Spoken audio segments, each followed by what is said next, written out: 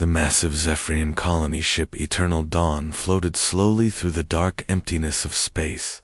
Its once beautiful crystal walls were now cracked and broken from countless battles. Inside the ship, millions of scared alien families huddled together, knowing their time was running out. Captain Veltar stood on the bridge, his 6 arms shaking as he prepared to send what might be their final message. The Zephyrians were a peaceful people who had never known war until the Devourers came. These terrifying crystal creatures ate entire planets, turning everything they touched into more of themselves. This is the Zephyrian Confederation calling, all civilized species. Veltar spoke into the communication device. Our beautiful homeworld is gone. The Devourers have consumed everything we ever loved. We have 2.3 million survivors floating in our colony ships, with nowhere to go. Please, if anyone can hear this, we need help evacuating our people. We estimate 47 standard days before the swarm finds us and finishes what they started on our world. The desperate message traveled across the galaxy, reaching the communication centers of 17 different alien civilizations. Most species responded with polite sympathy, but no real help. The proud Altarians, known for their military might, sent back cold advice. You should retreat to empty space sectors and hope for the best. The wealthy Centauri Republic, safe in their protected systems, suggested the Zephyrians should face their fate with honor and dignity. But then came a different kind of response that surprised everyone listening. Zephyrian vessels. This is Admiral Jihoon of the Terran Federation. A strong human voice crackled through space. We're coming to get you. Stay exactly where you are and get ready for pickup. No one gets left behind on our watch. The Galactic Council monitoring stations immediately began buzzing with confused chatter. According to all their records, humans had never even met the Zephyrian species before. They lived in completely different parts of the galaxy. So why were these strange creatures called humans willing to risk everything for total strangers? The question would soon shock the entire galaxy. Admiral Jihoon walked into the massive command center at Terran Deep Space Headquarters. The room fell silent as hundreds of his top officers turned to face him. His weathered face showed the weight of the decision he was about to announce. At 62 years old, Jihoon had seen plenty of battles, but nothing quite like this. Ladies and gentlemen, he began, his voice echoing through the chamber.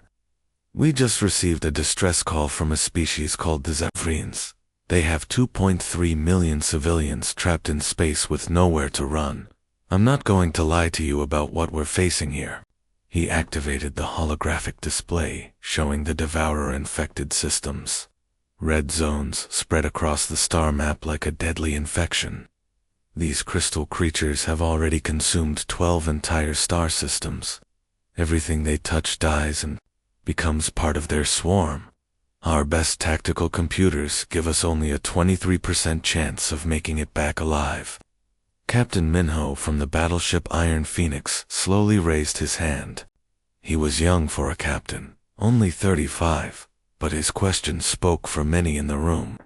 Admiral, with all due respect, why are we about to risk our entire fleet for aliens we've never even met?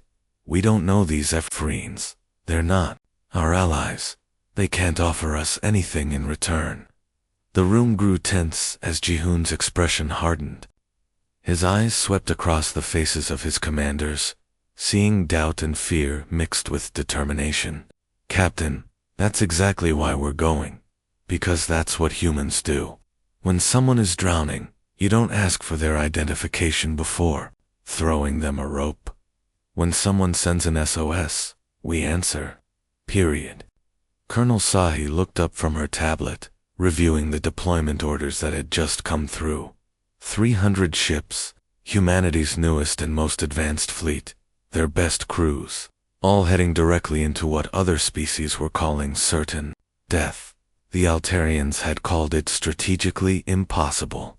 The Centauri Republic labeled it emotional madness. Other galactic civilizations were already placing bets on how quickly the human fleet would be destroyed.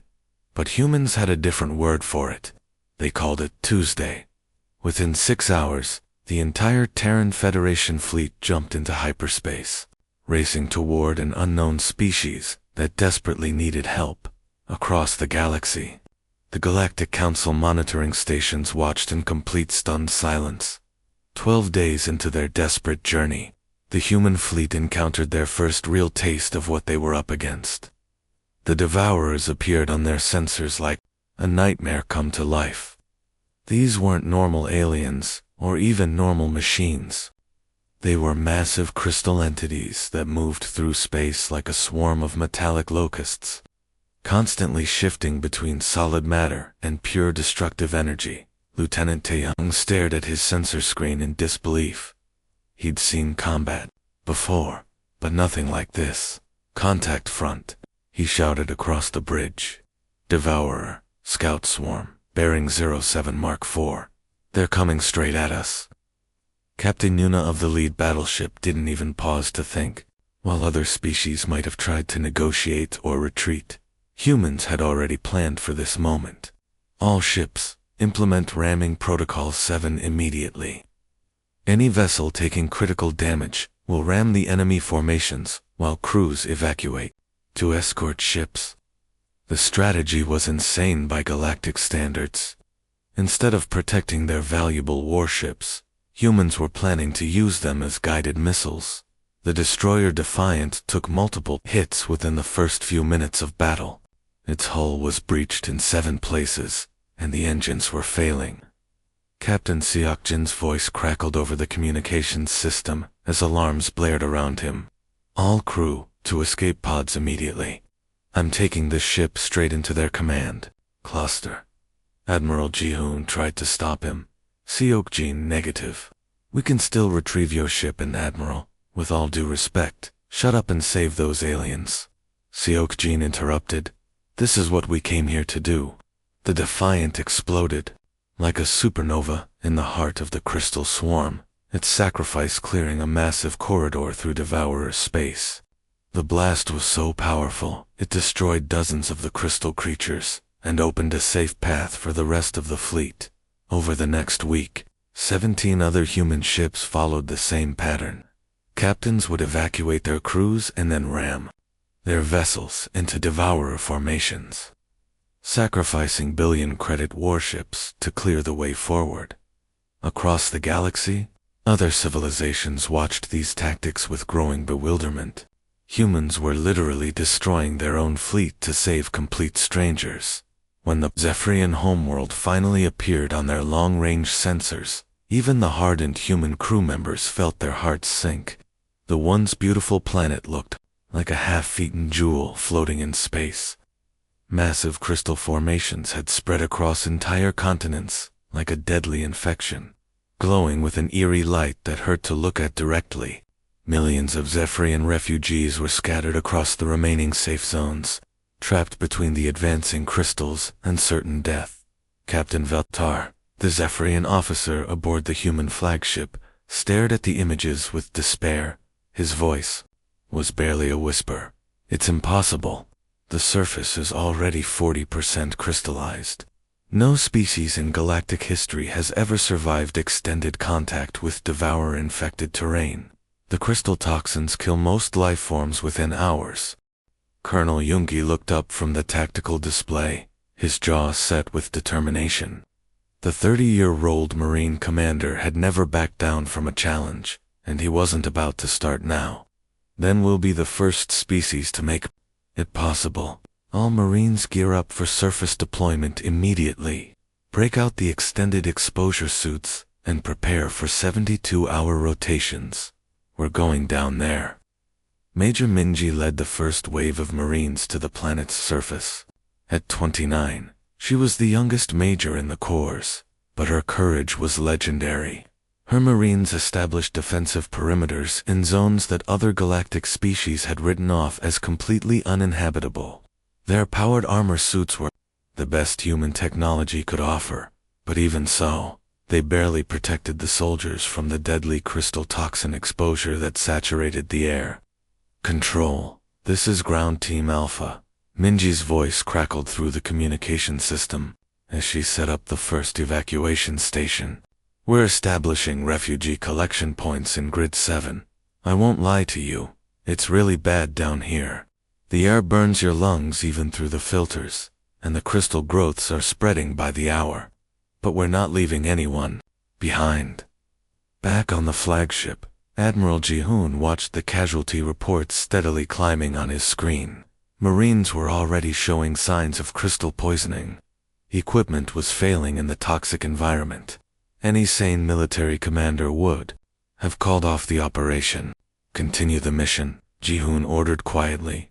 Just when the human rescue operation was gaining momentum, the worst possible thing happened. Deep beneath the planet's surface, something enormous began to stir.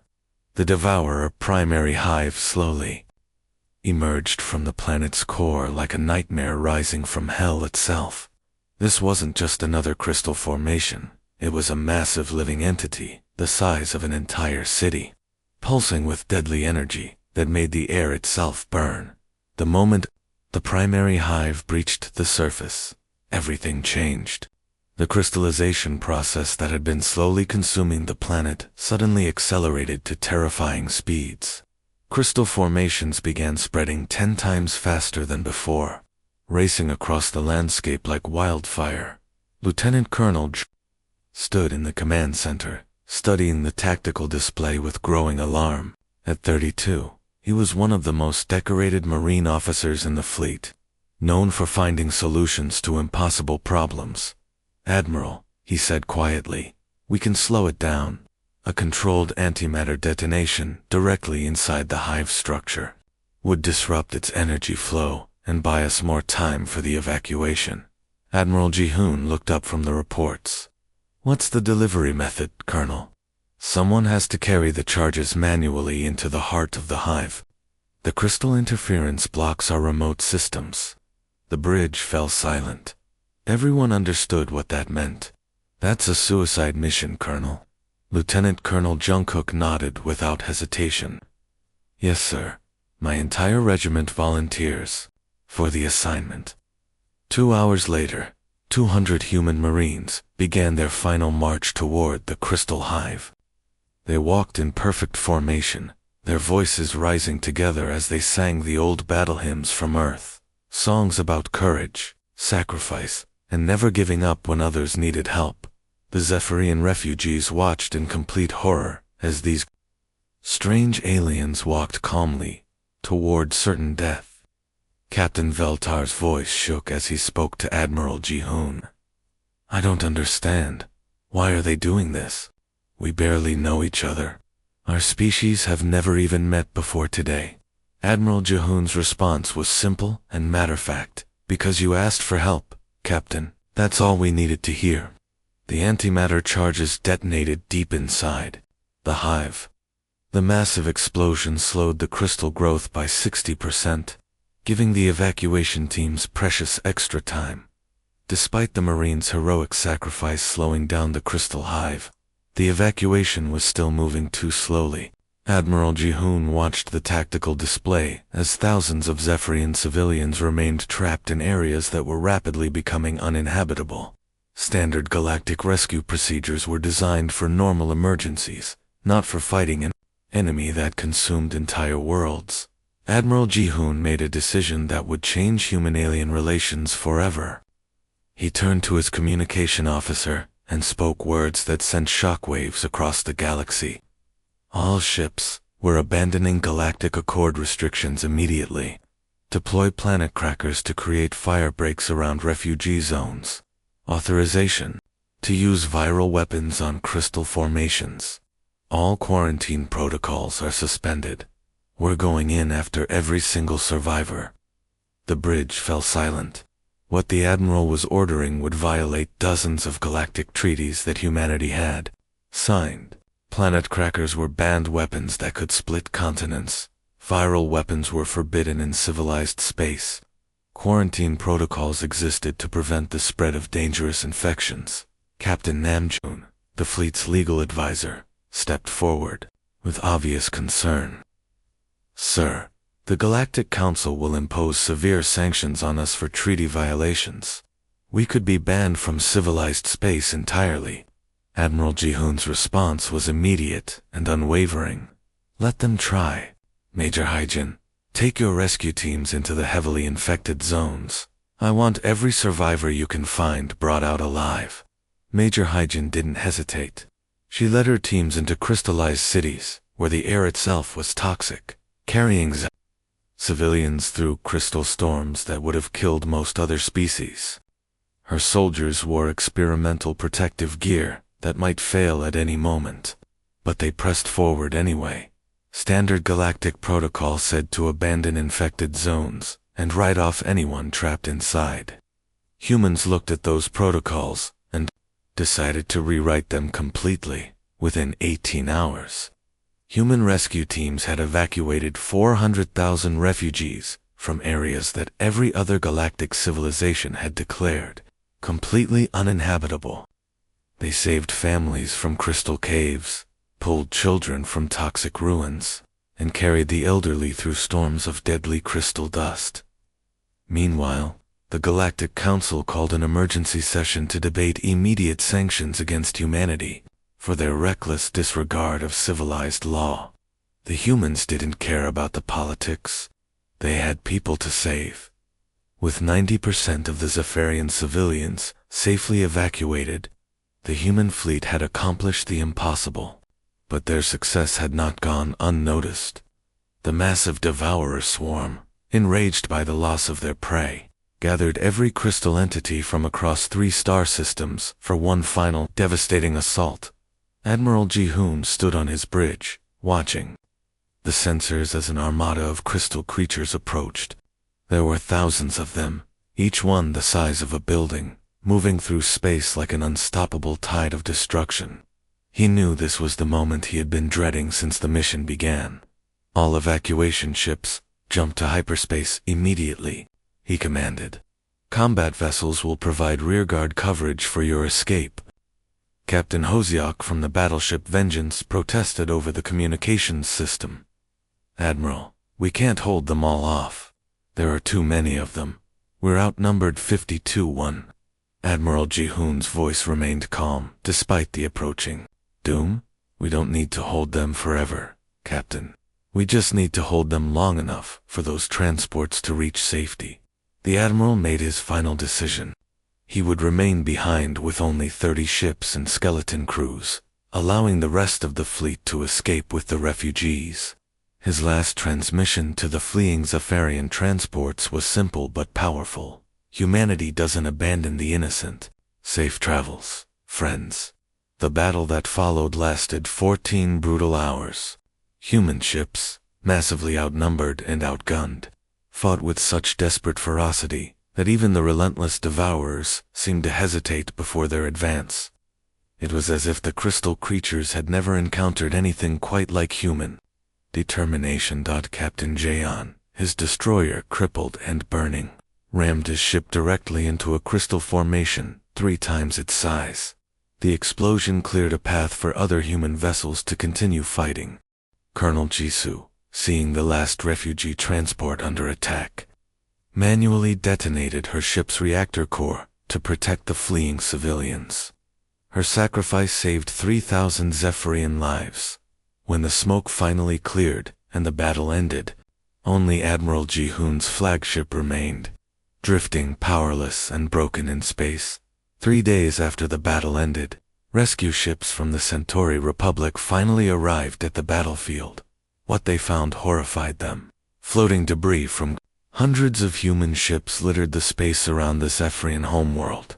The once mighty Terran Federation fleet had been almost completely destroyed.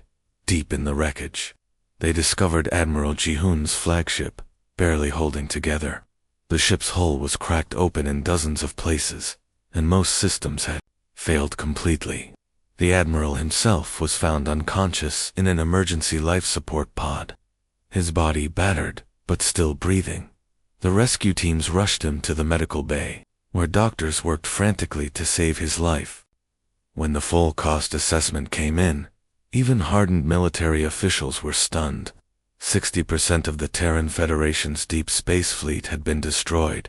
40,000 human soldiers, pilots, and crew members had given their lives in the rescue operation. But the mission had succeeded. All 2.3 million Zephyrians had been safely relocated to temporary colonies far from Devourer territory. Captain Veltar visited Admiral Ji-hoon in the medical bay once the human commander had regained consciousness. The Zephyrian officer's multiple eyes were filled with confusion and gratitude as he sat beside the hospital bed. "Admiral, I must ask you something that has been troubling me," Veltar said quietly. "Why did your species sacrifice so much for complete strangers? You lost most of your fleet, thousands of your people died, and your government will face severe consequences from the Galactic Council. Why did humans do all this for us?" Admiral Ji-hoon's response was simple, but it shook the Zephyrian captain to his core. "Captain, we had never met your people before you sent that distress call. We didn't know anything about your culture, your politics, or whether you would ever be able to help us in return. That didn't matter to us at all." The revelations spread like wildfire across galactic communication networks. Humans had valued the lives of unknown aliens more than their own strategic military assets and political standing. Species that had offered only sympathy in empty words watched in stunned silence as they learned humans had died for complete strangers. 6 months after the rescue operation, the entire galaxy had changed. Ambassador Shayogi, representing the newly established Zephyrian human colony, stood before the massive Galactic Council chamber. The elegant alien diplomat had volunteered for this role specifically to tell the story that needed to be heard across all civilized worlds. "Honored representatives," she began, her voice carrying clearly through the vast hall. "During our species' darkest hour, we learned something extraordinary about humanity. When humans say no one left behind, they don't just mean their own people. They don't just mean their allies or trading partners. They mean every sentient being in the galaxy, including complete strangers they've never met." The chamber fell silent as Chayum continued her testimony. "These humans broke their own laws to save us.